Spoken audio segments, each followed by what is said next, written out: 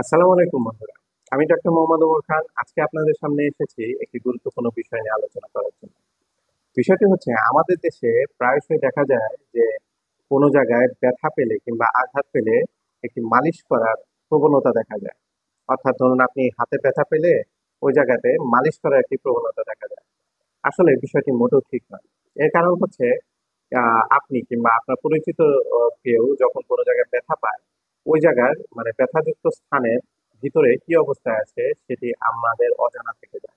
অর্থাৎ ওই জায়গায় যদি কোনো ডিসলোকেশন কিংবা ফ্র্যাকচার থাকে, আমরা সে সম্পর্কে অবগত থাকি না। তো আপনি যখন মালিশ করতে যাবেন তখন সেই জায়গায় যদি কোনো ফ্র্যাকচার কিংবা ডিসলোকেশন থাকে, সেটির অবস্থা আরো খারাপের দিকে যেতে পারে। এই জন্য মালিশ করা থেকে বিরত থাকা উচিত। তো ব্যথা পেলে কিংবা আঘাত পেলে আপনি যে কাজটি করতে পারেন তাৎক্ষণিকভাবে সেটি হচ্ছে যে আইস প্যাক অথবা কোল্ড কম্প্রেশন দিতে পারেন। সেটি হচ্ছে আপনি ঠান্ডা কোনো কিছু দিয়ে ব্যথাযুক্ত স্থানে ধরে রাখতে পারেন 5 থেকে 10 মিনিট করে, এবং পরবর্তীতে ওই অংশটুকু আপনি টোটালি ইমোবালাইজ করে দিবেন। যে অংশে ব্যথা পেয়েছে টোটালি ইমোবালাইজ করে দিবেন, অর্থাৎ ওই অংশে কোনো নড়াচড়া এবং কোনো প্রকার প্রেসার দেওয়া যাবে না, এবং পরবর্তী চিকিৎসার জন্য দ্রুত চিকিৎসকের শরণাপন্ন হবে। ধন্যবাদ সবাইকে।